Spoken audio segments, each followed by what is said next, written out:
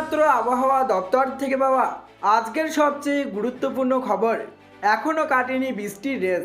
আজও কিছু জেলায় হালকা থেকে মাঝারি বৃষ্টির পূর্বাভাস, রয়েছে কুয়াশার সতর্কবার্তা, এমনটাই জানাচ্ছেন আবহাওয়া অধিদপ্তর।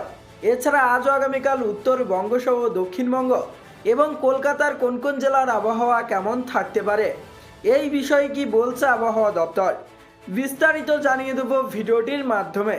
বিস্তারিত জানতে হলে অবশ্যই ভিডিওটিকে শেষ পর্যন্ত দেখবেন, আর ভিডিওটি ভালো লাগলে একটি লাইক করবেন।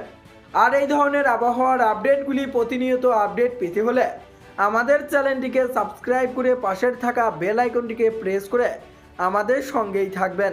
তা চলুন এক নজরে দেখে নিই। শীত বৃষ্টির মরণ কামড়ে বেহাল দশা রাজ্যের মানুষজনের। বাংলার আবহাওয়ায় নিত্যদিন পরিবর্তন ঘটছে। শুধুমাত্র এ রাজ্যেই নয়, দেশেরই তাপমাত্রার ওঠানামা অব্যাহত রয়েছে। শীত আসছে না করে এমন ধাক্কা দিল, তাতেই নাজেহাল অবস্থা। ওদিকে ভরা মাঘে বৃষ্টির তোলপাড়, সাথে দোসর কুয়াশা, আর এসবের মাঝেই ফের জোড়া ঘূর্ণাবতের চোখ রাঙানি। আবহাওয়া দপ্তর সূত্রে খবর, একটি দক্ষিণ পশ্চিম বঙ্গোপসাগরে শ্রীলঙ্কা উপকূলের কাছে রয়েছে এই ঘূর্ণাবত। অন্যদিকে আর এক ঘূর্ণাবত কর্ণাটক থেকে ছত্তিশগড় পর্যন্ত একটি অক্ষরেখায় রয়েছে। মহারাষ্ট্রে আরও একটি ঘূর্ণাবত রয়েছে। আইএমডির পূর্বাভাস অনুযায়ী পূর্ব ভারতে আরও কিছুটা কমবে তাপমাত্রা। ওদিকে উত্তর পশ্চিম ভারতের পার্বত্য এলাকায় সামান্য পারদ চড়বে। উত্তর পশ্চিম ভারতে রয়েছে পশ্চিমী ঝঞ্ঝা। এসবের মিলিত প্রভাবে শীতের পাশাপাশি বৃষ্টিও চলবে।